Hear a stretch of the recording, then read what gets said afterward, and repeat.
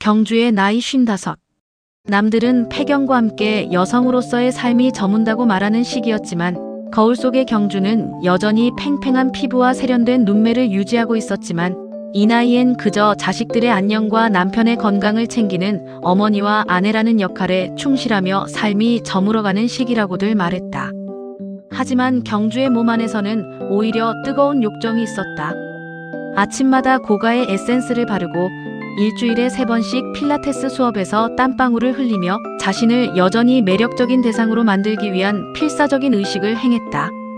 남편 진석은 국내 굴지의 대기업에서 임원으로 은퇴한 뒤에도 자신의 전문성을 살린 자문회사를 운영하며 경제적 안정을 유지했다. 성실했고 아내에게 큰 소리 한 번 친 적 없는 부드러운 남자였다. 그러나 그가 제공하는 평온한 노후라는 것은 경주에게 있어 서서히 숨을 조여오는 질식이었다. 잠자리에서 그들은 각자의 침대에서 각자의 태블릿 PC를 보다가 잠들었다. 가끔 진석의 손길이 경주의 어깨에 닿을 때가 있었지만 그것은 성적 긴장감이 사라진 친근한 위로의 토닥임일 뿐이었다. 나 오늘 점심은 동창들 만나기로 했어. 저녁엔 댄스 동호회 수업도 있고. 진석은 신문에서 눈을 떼지 않은 채 고개를 끄덕였다. 그래, 너무 무리하지 말고. 그 진부한 걱정이 경주의 심장을 찔렀다. 진석은 모른다.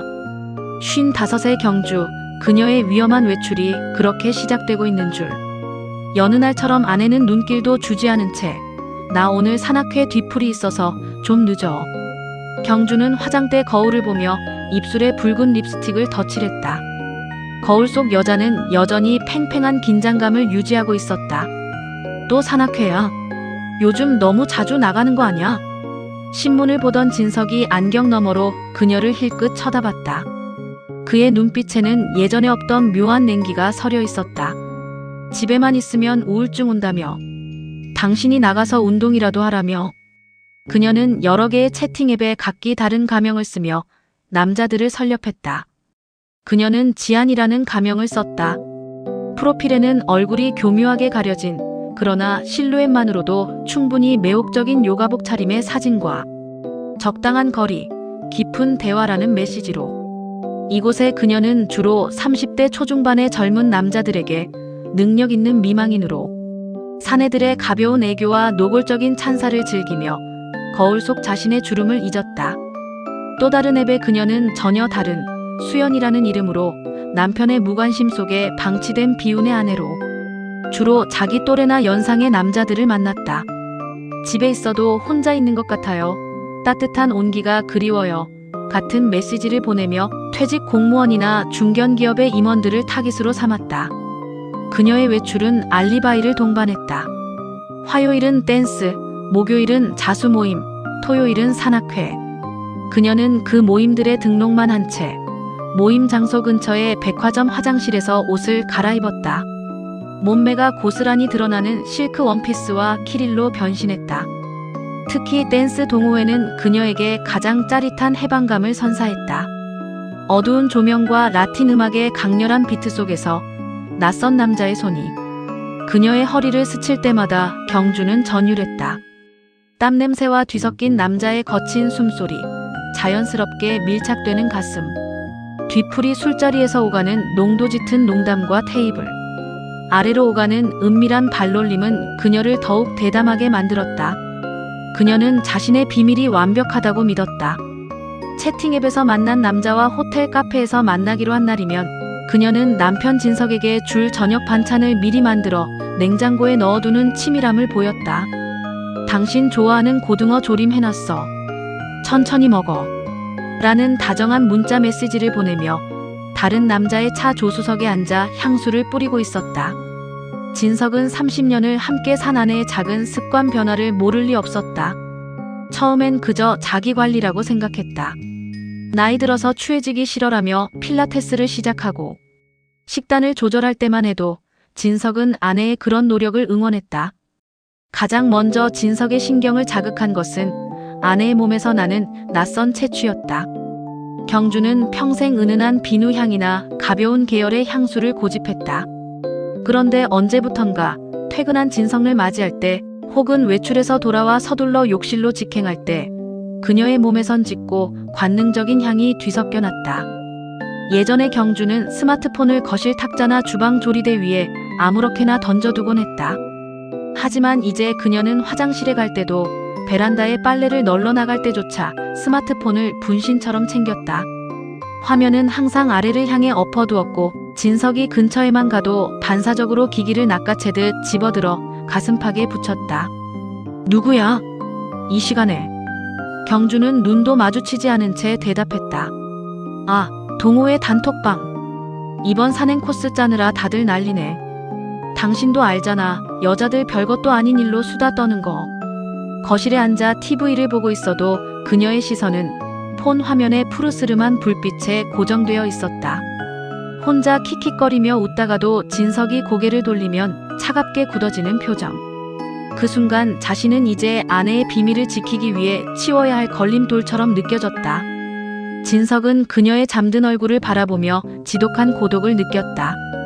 화장을 지운 얼굴은 여전히 단아하고 익숙했지만 그 껍데기 안에는 추악한 욕망이 꿈틀대고 있는 것 같았다.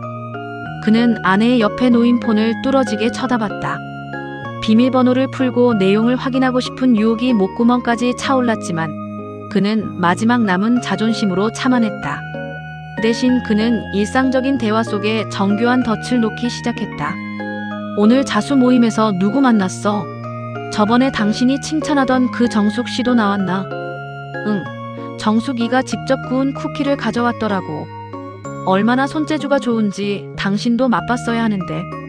진석은 차가운 미소를 지었다. 정숙 씨는 이미 2달 전에 해외로 이민을 떠났는데 의심은 확신으로, 확신은 지독한 추적의 의지로 이어졌다. 진석은 어느 토요일 산악회라며 등산복을 갖춰 입고 나선 아내를 조용히 뒤쫓았다. 그녀가 향한 곳은 산이 아니라 도심의 한 백화점이었다. 30분 뒤 지하 주차장에서 나타난 여자는 더 이상 자신의 아내가 아니었다. 등산복은 어디론가 사라지고 몸매가 노골적으로 드러나는 실크 원피스에 붉은 하이힐을 신은 낯선 여인이 서 있었다.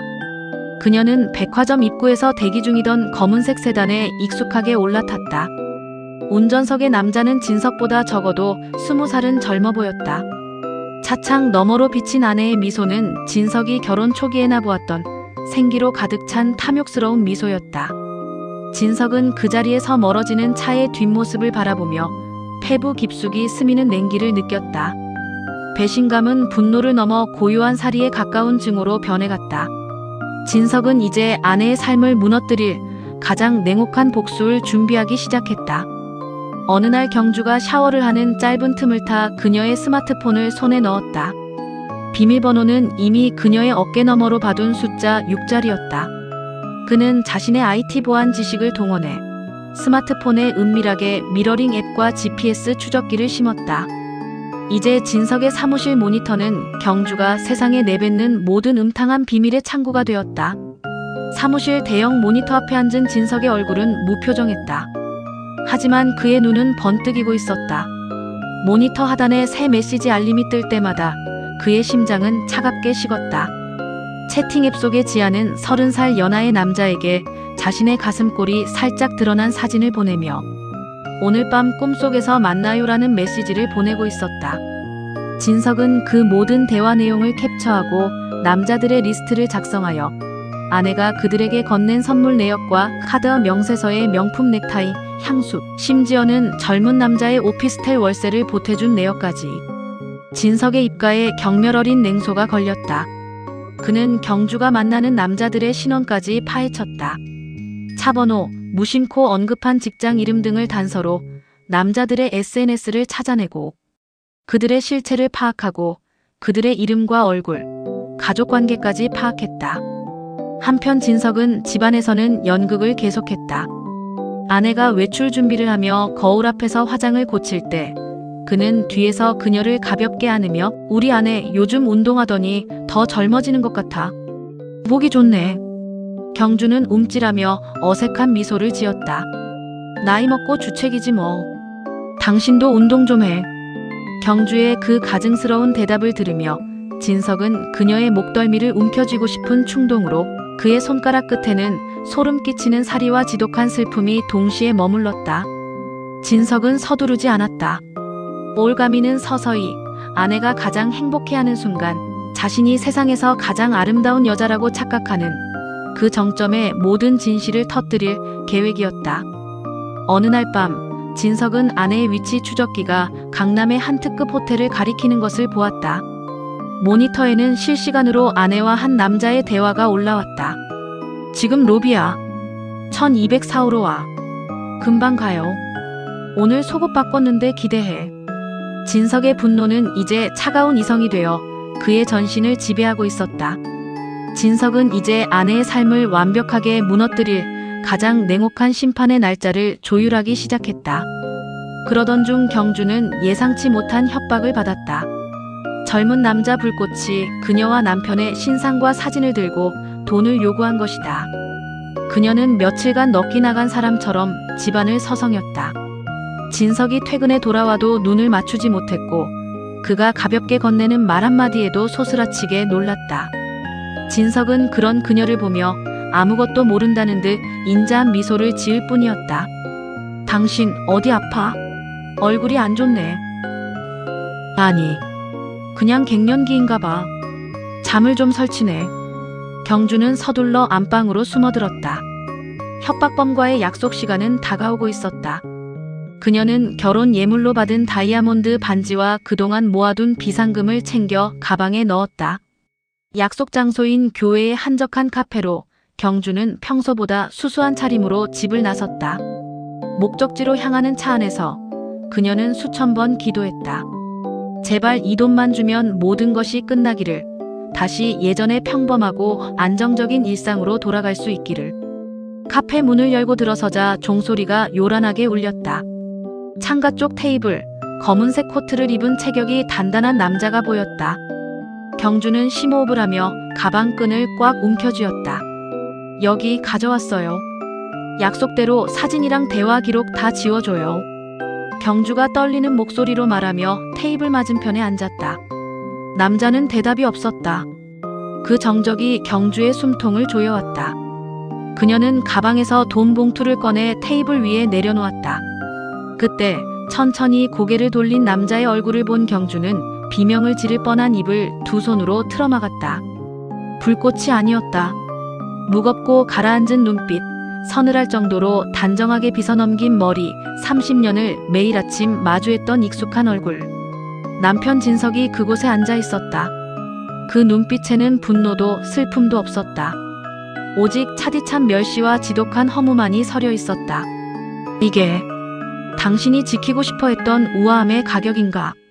진석의 목소리는 카페의 잔잔한 음악을 뚫고 경주의 고막을 날카롭게 베었다. 경주는 온몸의 근육이 마비되는 것 같았다. 세상이 어지럽게 회전했다. 당신이 어떻게? 그 남자는 어디 있어? 진석은 대답 대신 자신의 태블릿 PC를 켰다. 화면 속에는 경주가 협박범과 주고받았던 모든 대화, 그녀가 지안이라는 이름으로 젊은 남자들과 나누었던 추잡한 농담들, 남편을 죽은 사람 취급하며 조롱했던 문장들이 차갑게 경주의 눈앞에 쏟아졌다. 그 젊은 놈은 걱정하지 마. 내가 그 놈은 조용히 처리했으니까. 경주는 바닥으로 무너져 내렸다. 카페 안에 다른 손님들이 쳐다보는 것 같았지만 그런 건 더 이상 중요하지 않았다. 자신의 모든 밑바닥이 가장 치욕스러운 가면에 가려진 진짜 얼굴이 남편이라는 거울 앞에 적나라하게 까발려졌다. 진석 씨, 내가 미쳤었나 봐. 제발 한 번만 조용히 해. 진석이 나지막하지만 단호하게 그녀의 말을 끊었다. 그리고 그녀의 귓가에 입술을 바짝 대고 속삭였다. 집으로 가. 가서 평소처럼 저녁 준비해둬. 내가 당신에게 내리는 벌은 이제 시작이니까. 카페에서의 그 참혹한 조우 이후 진석은 아무것도 하지 않았다. 그것은 경주에게 자비를 베푸는 것이 아니라 그녀가 항상 두려워하던 사회적 추락을 볼모로 잡고 그녀를 영원히 자신의 소나기에 가두어 두겠다는 선언이었다. 이혼? 아니, 우린 이혼하지 않아. 밖에서는 여전히 우아한 박경주 사모님으로 살 수 있게 해줄게. 당신이 그토록 사랑하는 그 가짜 명성 말이야. 하지만 이 문을 닫고 들어오는 순간 당신은 내 허락 없이는 숨도 쉴 수 없는 죄인일 뿐이야. 진석은 가장 먼저 그녀의 경제적 통로를 차단했다. 젊은 남자들에게 선물을 뿌리고 호텔을 전전하며 사용했던 모든 신용카드는 가차없이 잘려나갔다. 진석은 그녀에게 매달 최소한의 생활비를 현금으로 건넸고 그마저도 영수증을 하나하나 대조하며 확인했다. 백화점 VIP 라운지에서 고가의 옷을 고르던 그녀의 손에는 이제 시장통에 콩나물 영수증이 들려 있었다. 스마트폰은 더 이상 그녀의 비밀 통로가 아니었다. 진석은 그녀의 최신형 폰을 빼앗고 전화와 문자 기능만 있는 구형 피처폰을 내밀었다. 당신은 누군가와 소통할 자격이 없어. 오직 나하고만 연락해. 진석의 명령은 절대적이었다. 모든 동호회는 한순간에 신기루처럼 사라졌다. 그녀가 지안이나 수연으로 불리며 찬사를 받던 단톡방들은 영구히 삭제되었고 그녀를 찾던 남자들은 진석이 심어둔 경고 메시지 한 통에 혼비백산하여 종적을 감췄다. 진석에게 복수는 단순한 것이 아니었다. 그는 아내 경주의 스마트폰을 미러링하며 수집한 수많은 상간남들 속 신원이 확인된 3명 중 가장 먼저 타깃이 된 것은 30살 연하의 트레이너 민우였다. 그는 그녀로부터 고가의 시계와 오피스텔 보증금 일부를 받았다. 진석은 민우가 근무하는 대형 피트니스 센터에 익명의 제보자로 변신, 민우가 유부녀 회원들과 부적절한 관계를 맺으며 금전 취득을 하고 있다는 구체적인 정황 증거와 사진, 그리고 그가 다른 회원들에게 경주를 물주라고 비하하며 비웃었던 녹취록을 센터 대표와 본사 윤리팀에 보냈다. 며칠 뒤 민우는 센터에서 가장 치욕스러운 방식으로 해고당했다. 동료들이 보는 앞에서 짐을 쌌고 진석이 고용한 변호사는 그에게 부당이득, 반환 청구 소송과 상간자 위자료 청구 소송을 동시에 제기했고 경주에게 받은 시계와 현금은 모두 진석의 명의로 압류되었다. 젊음을 무기로 인생을 쉽게 살려던 청년은 순식간에 거액의 빚쟁이가 되어 밑바닥으로 추락했다. 두 번째는 채팅에서 만난 경주와 미래를 즐긴 오국장이었다. 그는 경주에게 남편은 당신을 몰라준다며 위선적인 위로를 건네던 자였다. 진석은 그의 가장 아킬레스건이 명예와 가족임을 간파했다. 진석은 오국장의 아내에게 우편물을 하나 보냈다. 그 안에는 오국장이 경주와 함께 간 호텔 영수증, 둘이 나눈 노골적인 대화 내용, 경주와 해외여행을 가려 했던 비행기 티켓 예약 내역이 들어있었다. 평생을 청렴한 공무원이자 자상한 가장으로 포장해온 오국장의 세계는 하룻밤 사이에 무너졌다.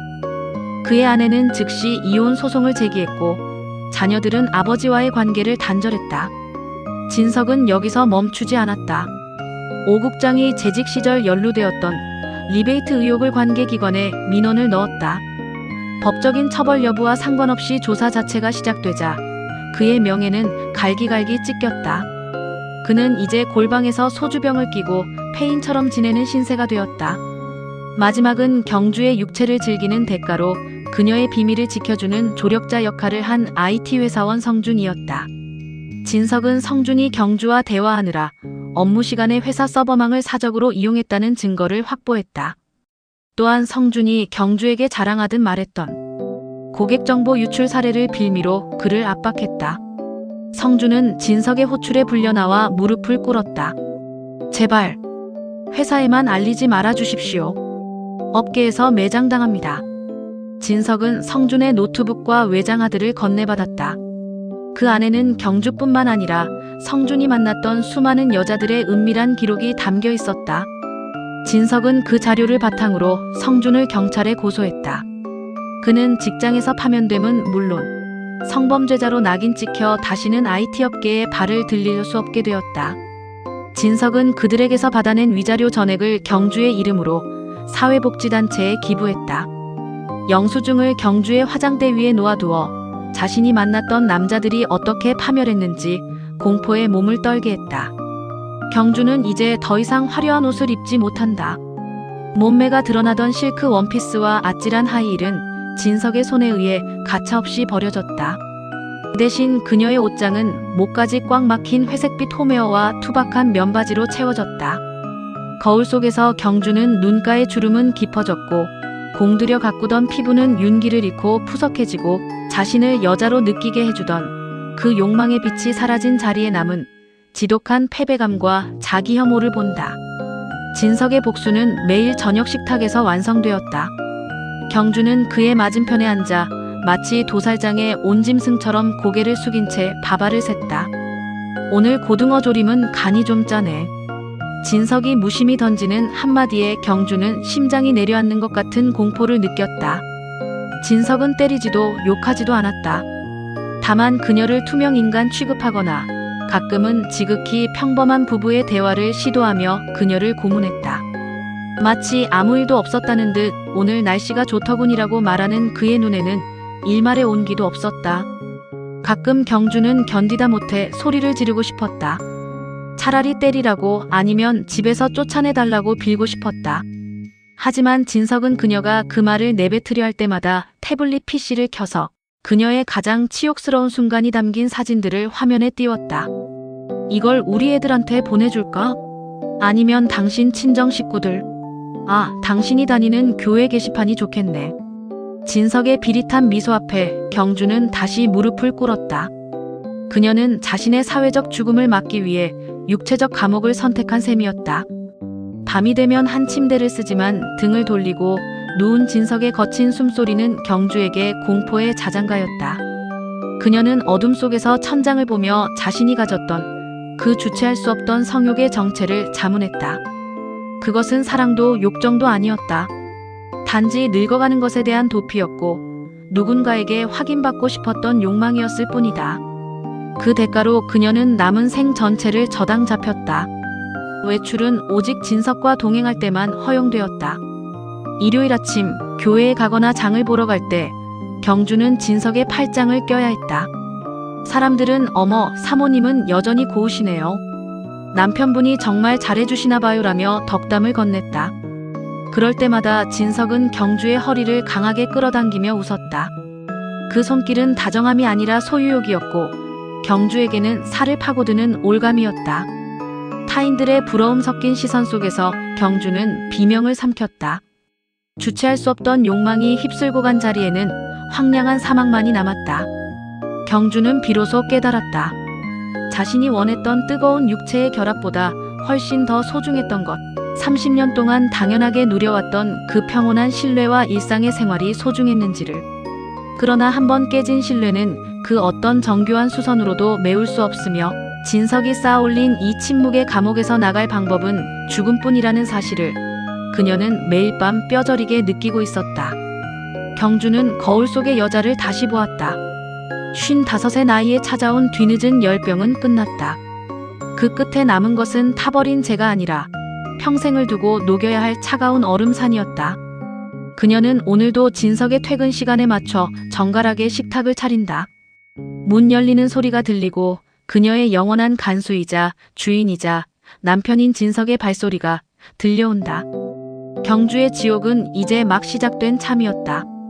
55세의 나이에 주체할 수 없다. 믿었던 그 뜨거운 욕정은 사실 차가운 감옥의 문을 여는 열쇠였음을 그녀는 깨달았다.